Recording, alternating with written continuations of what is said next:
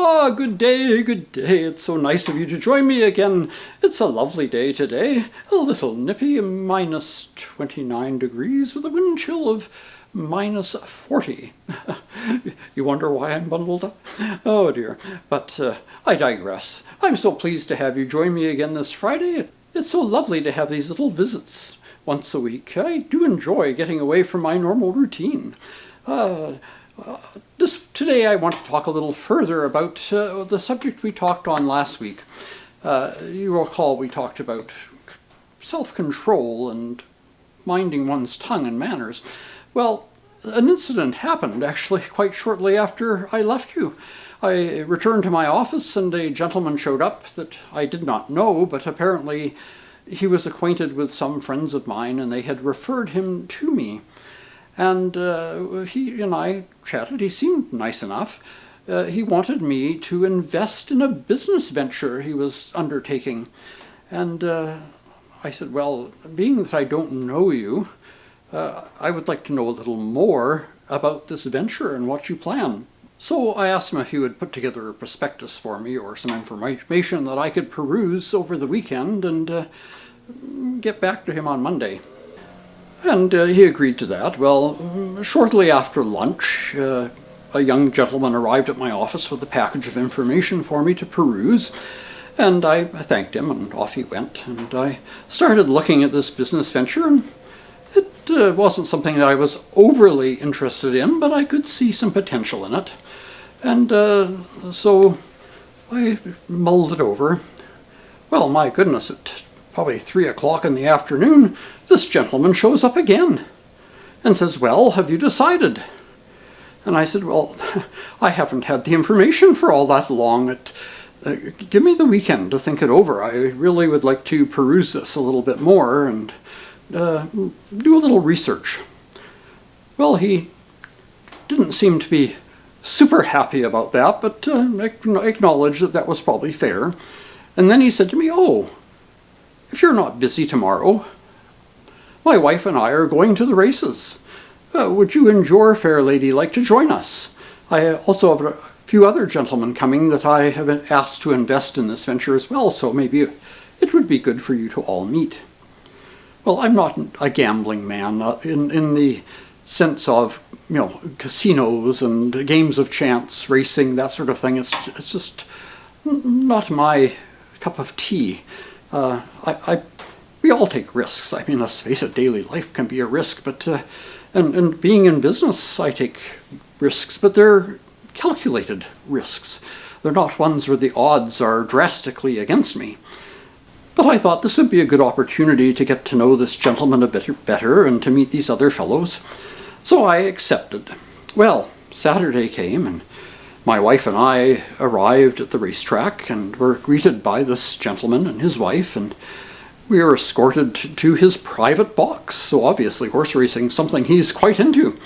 And there were 2 other gentlemen and their wives there, and he introduced us all. And anyway, we watched some races. Well, in one race, there was a horse that was definitely not a favorite to win because the odds were, I believe, 60 to 1 against.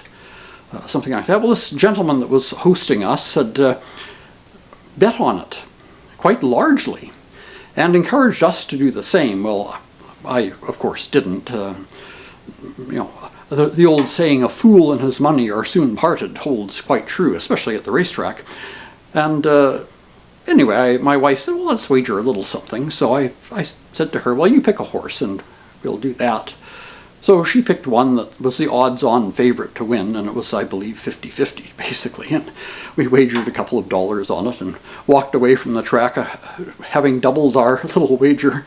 Not even really enough to do much with, but it kept my wife happy. But anyway, I digress again. I'm getting off topic. But apparently this gentleman had an inside tip from some fellow who was big into the races and knew the jockey and knew the horse's owner, and it was a shoe-in. So he had bet a bundle. I don't know how much. I didn't ask. It would have been rather rude of me to inquire. But anyway, he did tell us that he had invested a large sum of money on this sure thing, which to me seemed a bit odd with odds of 60 to 1. But anyway, the race happened, and the horse he bet on was trailing the pack, and of course came nowhere near crossing the finish line first. Well, this gentleman went beet red in the face, and the language that came out of his mouth, I wouldn't repeat alone in a room, let alone in mixed company, but oh, and he stomped his feet, and he waved his fist at the jockey, and of course the jockey by that time was probably 100 yards away down the track, getting ready to take the horse back to the stables or whatever, and had no clue this gentleman even existed. But oh, this man carried on. What a temper tantrum he threw, yelling and screaming and expletives, and all he managed to do was make himself look a terrible fool and embarrass the rest of us in the box with him, including his poor wife. I felt so sorry for the lady. Well, needless to say, Monday morning when I got to my office, by that point I had well decided that I wanted no part of this business venture with this gentleman, although on paper I must say it did look like a fairly good investment, but there are some people you just do not want to get into partnerships with, and this gentleman fell well into that category. A little later, my secretary let me know there were 2 gentlemen here to see me, so I had her show them in, and it was the 2 gentlemen who'd been at the track with us. And they wanted to know my opinion of this venture, and I quite honestly told them that, well, the venture itself doesn't look awfully bad, but I said there is no way that I would enter into a partnership with a person who cannot control their temper, who uses foul language in the presence of ladies, and just threw a temper tantrum, literally, in public. I said, what did he gain from it? Nothing. He couldn't change the outcome of the race. It didn't get him his money back. Other than venting his spleen, it had no purpose whatsoever, other than totally embarrassing those of us who were with him. So I told them, and they smiled and nodded and said that was the same conclusion that they had reached. They wanted nothing more to do with this fellow either. So I, of course, sent notice to him, and as did the other gentleman. Well, I said to my secretary, after his display on Saturday at the track over whatever wager he had made and his losses, I wouldn't want to be in his office when he got the news that the 3 of us were not backing his venture and financing him. I imagine the air was, I don't know about blue, it was probably navy blue. I wouldn't want it to have been there. Fortunately, up to this point in time, I've heard nothing more from him, and I hope it stays that way. But I just thought I would share this as an example of how not being a gentleman in control of your anger can work against you. Yes, we all get angry at times. I'm not going to claim that I have never been angry, but there are constructive ways of dealing with your anger. The gentleman on Saturday, he could have just shrugged his shoulders and said, well, nothing ventured, nothing gained, and maybe I'll do better next time, and laughed it off. After all, no one forced him to make the wager. It was a decision he made on his own. The odds were clearly against him winning, and he knew that, so why he threw such a temper tantrum, I do not know.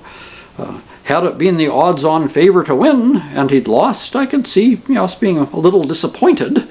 Who wouldn't be? But no, I don't understand losing control of oneself in public. That is definitely not something a gentleman should do. So keep that in mind next time you're faced with a situation that makes you angry. Ask yourself how best to deal with it. Is yelling expletives or shaking your fist or whatever going to rectify the situation? I would wager not. A bad pun. I would guess not. But that's a decision you'll have to make for yourself. But myself, as a gentleman, trying to be polite and wanting to keep my good reputation amongst my peers and my friends, and my family too, of course, will mind my tongue and keep my anger inside and try and find an effective way to deal with it. Either chalk it up as a lesson learned or see if there's some way that I can turn the misfortune into fortune. what is that old adage? Something about, oh, when given lemons, make lemonade. Don't pull a sour face. Well, I hope you've enjoyed today's little lesson and time with me as much as I enjoy spending time with you, and I do look forward to these Friday moments with you. So until next Friday, when I hope you will join me again, I bid you adieu.